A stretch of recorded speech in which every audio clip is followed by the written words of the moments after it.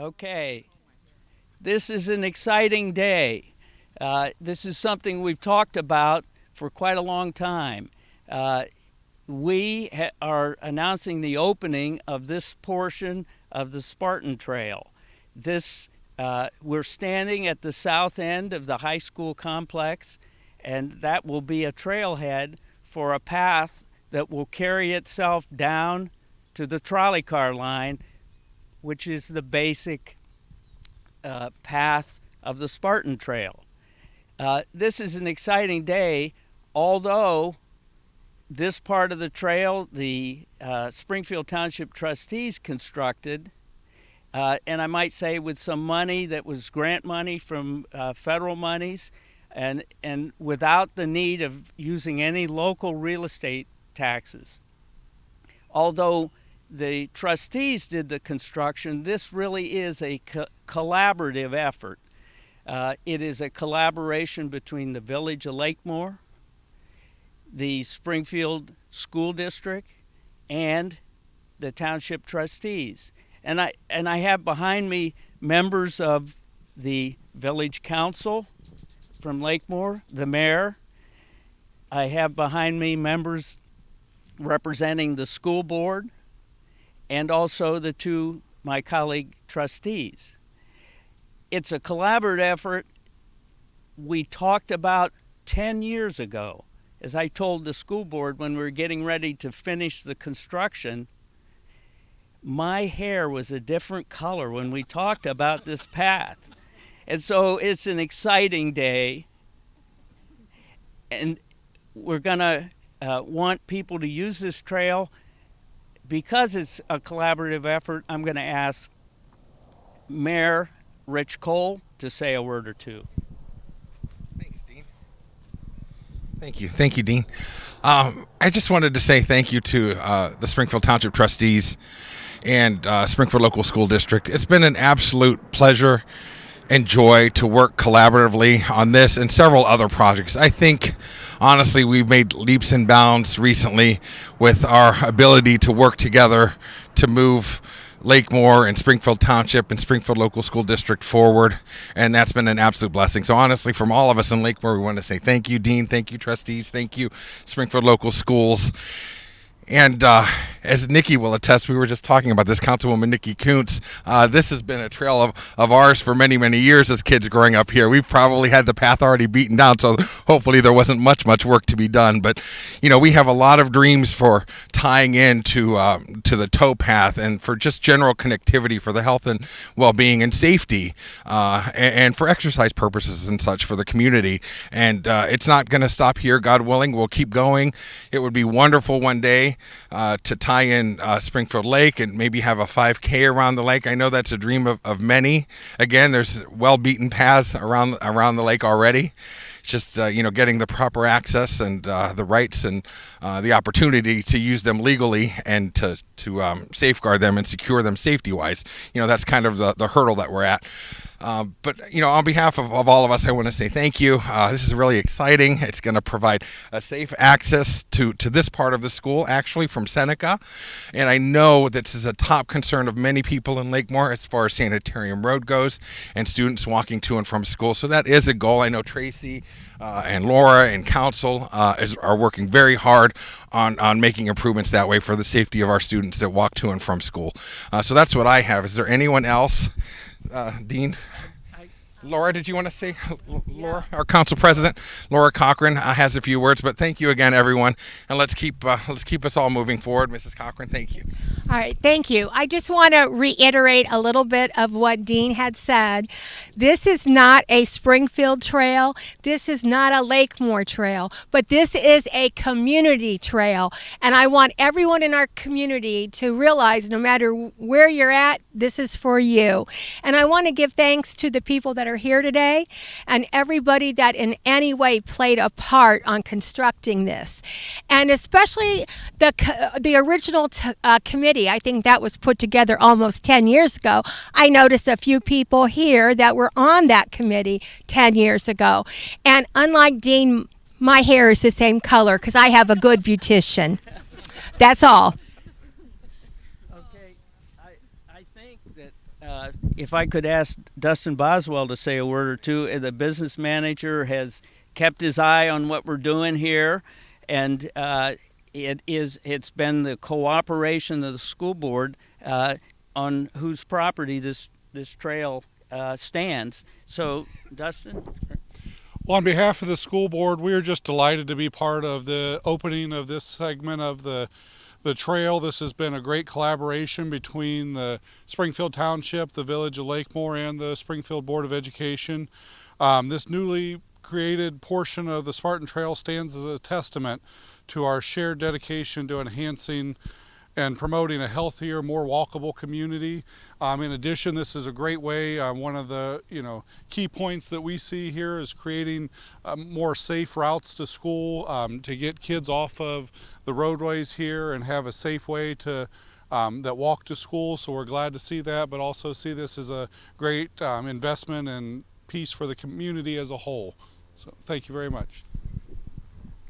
Thank you. I could go down the list. You have members of the village council here: Ann Snyder, Heather Anderson, Nicole Kuntz. Am I missing any of your other members? I want to thank Tracy Fast, and we have both of our safety department chiefs here from Lakemore. From our school board is Dave Hofer behind me. And who else? Oh, Cynthia Frola, the president of the board. And I want to thank Kelly Chapman and Joe Delora, my two colleagues that get tired of hearing me talk about this. But they are steadfast supporters of what we're doing, and I really appreciate their support. I think we're going to take a minute here and ceremonially cut this ribbon. Can someone hold the mic? Okay, thank you, Laura.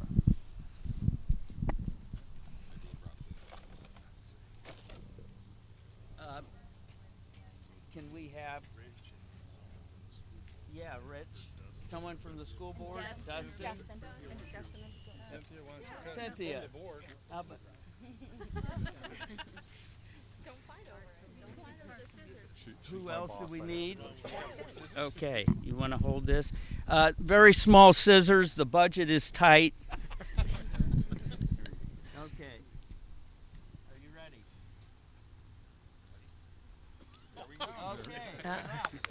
Okay. Which one? What do you want? I'll take this All right, one. I'll take the scissors. Yeah. I want to invite everybody we have a brief meeting after this. Through the gracious support of AMATS, which is Akron Metropolitan Transit. Give me the whole area transportation study. We have a meeting of the committee that is looking at development of connectivity, not just of the Spartan Trail, which the Spartan Trail will connect Springfield to Lakemore and again back to Springfield. They're looking at questions of safe routes throughout the communities of Lakemore and Springfield. And so we are inviting people to take a survey of their attitudes and helping us with ideas where there ought to be more pedestrian trail and access. You can look at our website, which is springfieldtownship.us, and there's a link to be able to take the survey. And is that also on Lakemore's? Yes. And so it would be lakemoreohio.org. That's all I have. I want to thank everybody who's supported this project.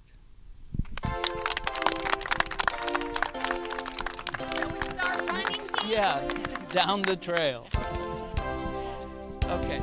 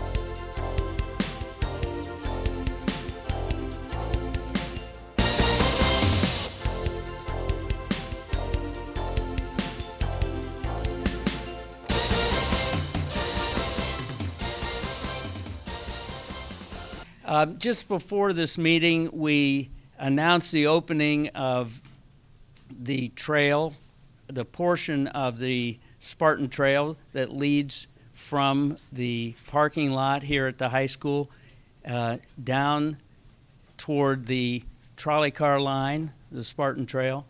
And in that announcement, which will be broadcast, the three different entities that have cooperated in making that a reality, school board, Village of Lakemore, and township trustees. I made introductions and I left one person out. And I'm going to correct that right now, because the hard work on the trail, the most important member of our team on the Springfield side, Ted Weinsheimer, who said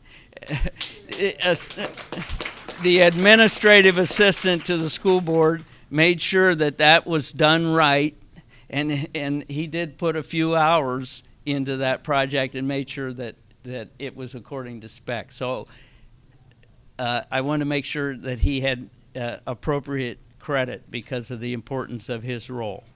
I guess this evening, and other introductions, because we have the staff here from AMATS, and I'll turn it over to Emil to make those introductions. Thank you, Dean. Welcome. Appreciate everybody coming out tonight. My name's Emil Lisniansky. I'm the consultant project planner with Envision. We are the firm hired by AMATS, the Akron Metropolitan Area Transportation Study. They're what's called the Metropolitan Planning Organization for the Akron region. They've been kind enough to fund this study through their Connecting Communities program. So I'd just like to give a shout out to Curtis Baker, their executive director, Matt Stewart, and Heather Rydell Davis in the back for funding this study. These are important studies because not only are they a plan and a cohesive vision for your community that gets input from concerned citizens like yourselves, but it's also something we can leverage to get design dollars and capital construction dollars into your community from regional sources like AMATS and other partners like ODOT. So this is an important first step planning in getting projects realized and ribbons cut like you had this evening.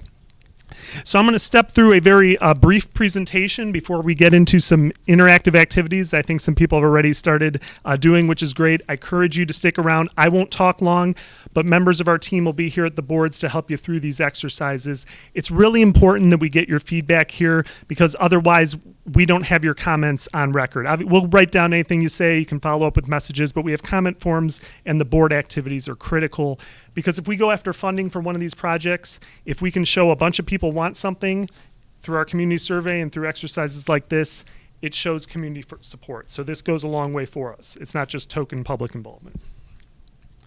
So just to give you a brief overview of what we're going to cover tonight, a little bit about our plan, goals, and schedule. We'll touch on our community surveys if you haven't taken that already to make sure you go do that. Talk a little bit about existing conditions, work we've done to date on transportation inventories through mapping and field observations. Talk about next steps, and then most importantly, an orientation to the different activities I referenced. So our plan goals are pretty straightforward. We want to identify appropriate locations for alternate modes of transportation. When I say an alternate mode of transportation, we're talking walking, pedestrian activity, bicycles, and transit. Other forms of transportation other than single occupancy automobile or driving somewhere. We want to provide these alternative methods of transportation to employment, education, and recreation centers, which in turn stimulate economic and community development. We want to ensure an equity focus on our investments as we want people of all age levels and mobility levels and income levels to be able to get around town using different options. We want to improve community collaboration, that's why we're here tonight. And we want to have a series of action items and implementation strategies. So we want to have a short list of improvements, knowing that public dollars are limited, and we want to have grants and different partnerships that we can go to implement to build the facilities we recommend here. So just to go briefly over this plan schedule, it is a 9-month planning process. We started just a few months back, but we are looking to wrap this up for a final plan in the spring with a final approval in May of 2024. We have a steering committee comprised of community representatives from both Springfield Township and the Village of Lakemore. They meet 6 times across this planning process and help guide us as consultants to understand local community issues. This isn't a consultant-driven process. It's very much grassroots and stakeholder-driven. You guys know your community. You live in it every day. That's why we're asking for the input to identify issues. We also have 3 public forums in this schedule. We're in the first of those 3. How many here have taken the community survey for this project? Okay, great. So that's a good start. Sounds like some have not. It's pretty simple, straightforward, 5 minutes. It's online at the Village, Township, and AMAT's websites.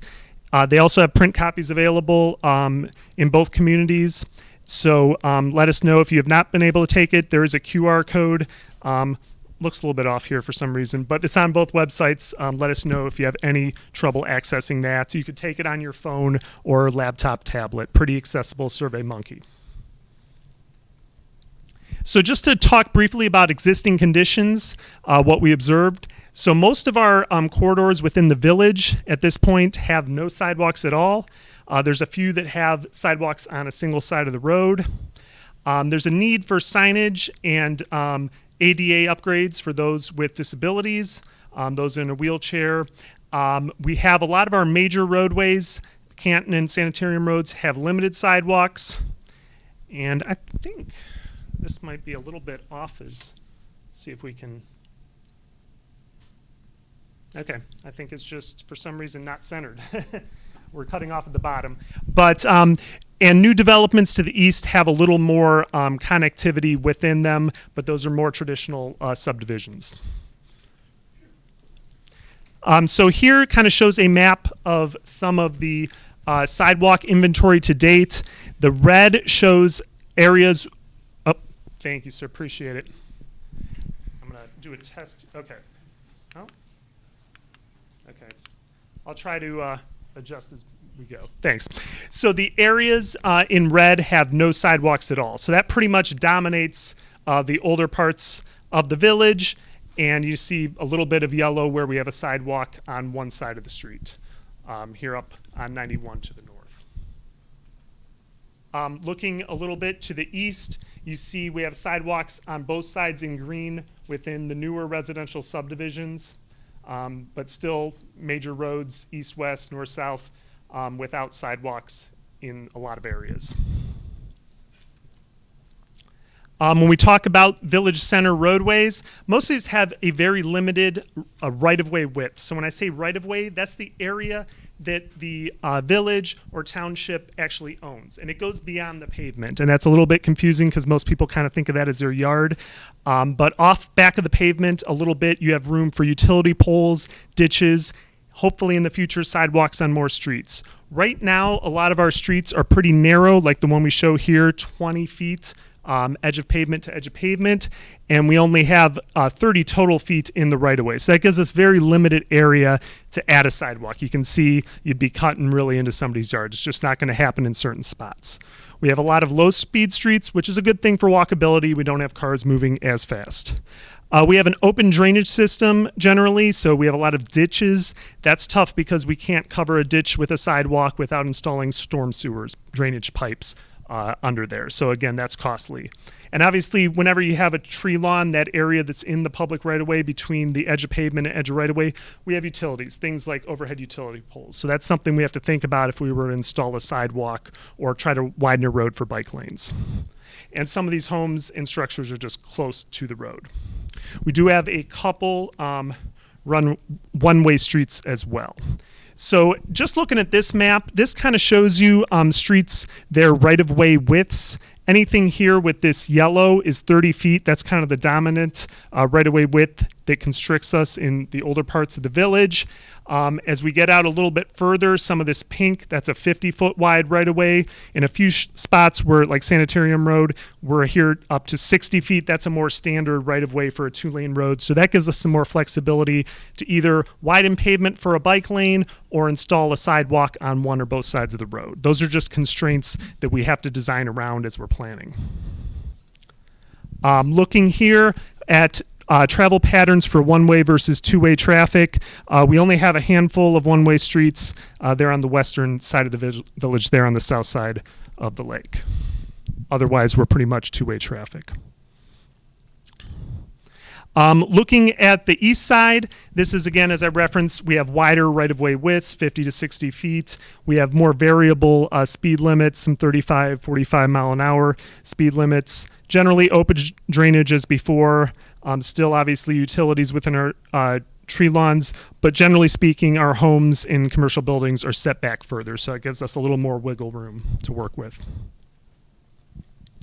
So here, looking at existing right-of-way widths to the east part of town and study area, you see that that blue is the 60-foot right-of-way widths, a lot more room to work with. And even in some of these residential denser areas, we still have 50 feet within the subdivisions. That's in pink. That's a lot more room to kind of, again, add sidewalks or possibly bike lanes. So based on the initial assessment that we've done, and the feedback we're going to get tonight and the continued feedback from the community survey, we're going to come up with a short list of network gaps and linkages that we want to focus on for enhancements. And enhancements can be things like physical changes to the pavement dimensions or adding a sidewalk. It could be lower cost incremental improvements like adding signage, solar activated flashing signage at a crosswalk, pavement markings, things that get you more bang for your buck that are lower cost but can go a long way for safety.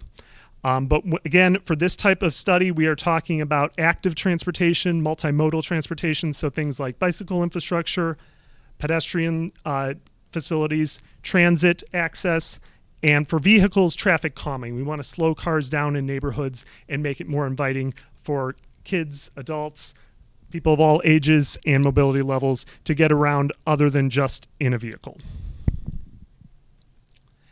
So I'm going to step through now our different activities here. And again, I encourage you to stick around, take your time to, I hope I don't knock anything over. All right. First board here is what we're calling asset connectivity. And when we say assets, we're really talking about destinations in the community. So we have 8 of them here identified. Most of these are parks or schools. But for other locations that you don't see that you'd like to get to, we have posted notes to note those. So the question asks you here to identify with pins, and you can put the pin here in the boxes that correspond to the locations down here. Pick your top 2 destinations you would like to walk or bike to, or use transit to access. And if we don't, again, have it covered, you can just place a post-it on the sides of the boards.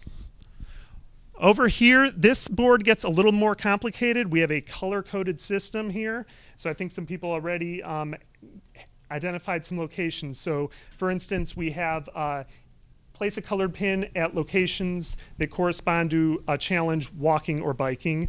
And the options are pedestrian crossing is unsafe, lack of adequate bicycle or pedestrian facilities. So in other words, there's not a sidewalk for me, there's not a bike lane or adequate pavement width for me to walk or bike. Purple here is lack of signage and wayfinding. When we say wayfinding, that just means directional signage or pavement markings to know how to get to somewhere. We have limited pedestrian scaled lighting as an option in green. In blue, we have a lack of support amenities, so we're talking things like bike racks at the start of a trail or along a trail at a key destination, benches, bike repair stations, things like that. And then the purple location at the darker purple is just feel unsafe walking or biking this area. Sometimes we witness locations where people have close calls and gosh, a car almost ran me off the road biking here, or people just go way too fast, my kids are playing there. That's what we're looking for at those locations. And it looks like a few people already noted those kind of at all approaches to the major central intersection. Last but not least, we do have some handouts here that are asking more generally about locations where you have concerns regarding vehicular or truck traffic. Again, this could be, it's kind of broad, so this could be you driving and saying, oh, traffic backs up here, or it's a tough place to make a turn, sight distance might be bad, or it could be something where you just see vehicles driving too aggressively, too fast. So kind of an open-ended question. We ask that you use the highlighters on the table to highlight the location and then use the space here in the bottom corner with one of the pens to just describe the location you're talking about in the specific issue. Last but not least, I do encourage you to sign in to the sign-in sheet. We won't bother you with any spam emails or anything like that, but it helps demonstrate that we did have people here. I know we've taken a few pictures to document that we have a full room, but that's helpful to us as well.